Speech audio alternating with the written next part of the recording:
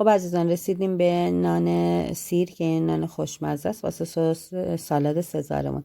از خمیر سیر استفاده میکنم. 2 قاشق سیر رنده شدم و با 1 قاشق زیتون و نمک و فلفل آغشته کردم. روغن زیتون دارم، به سیرم اضافه میکنم. این خمیر سیر رو میتونید درست کنید، مدت تو یخچال برای همه غذاهاتون استفاده کنید. سبزیجاتی که دارم، سبزیجات معطرم رو اضافه میکنم. شیوید و جعفری هستش، پودر آرامات. توی کلا سالاد سزار خیلی پودر آرامات استفاده میشه، حتما باید داشته باشید، هم برای سسش هم برای نونش. قشنگ مخلوط میکنم تا کاملا یک دست شه.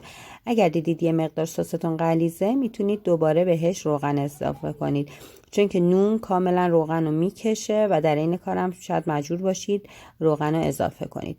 خب نونای توستم رو به این شکل میغلطونم داخل روغن تمدار شدم یا سبزیجات مزه‌دار شده و داخل سینی که کفش و کاغذ روغنی، یعنی کاغذای نسوز پهن کردیم، میچینیم.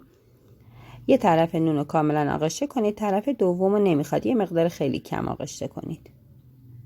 خب به این شکل آغشتش میکنم. هر جا که دیدید سستون غلیظه، آغشته نمیشه نون، یه مقدار بهش روغن اضافه کنید و بعد میتونید با دستتون روی نون هم به این شکل از محتویات سبزیجات بریزید که فوق العاده خوش عطر و خوشمزه است. این نون با اون نون سیر کاملا متفاوته و این یک نوع دیگه شه که فوق العاده عالیه برای سالادمون یا همینطور مصرف روزانمون.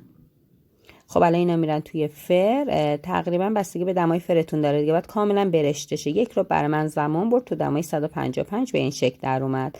اجازه دادم خنک شد و حالا به قطعات کوچیک، به مکعب‌های کوچیک تقسیم میکنم و آماده است که داخل سالاد سزارم استفاده کنم.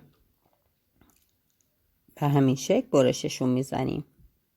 بهتر تو هوای آزاد بمونن، چون نونا خشک هستن. داخل نایلون نزنید که باعث میشه رطوبت بگیرن و نرم شن. همیشه خورد میکنم و میذارم کنار تا روی سالاد سزارم استفاده کنم. این نون فوق العاده است، حتما درست کنید و از طعم بی‌نظیرش لذت ببرید.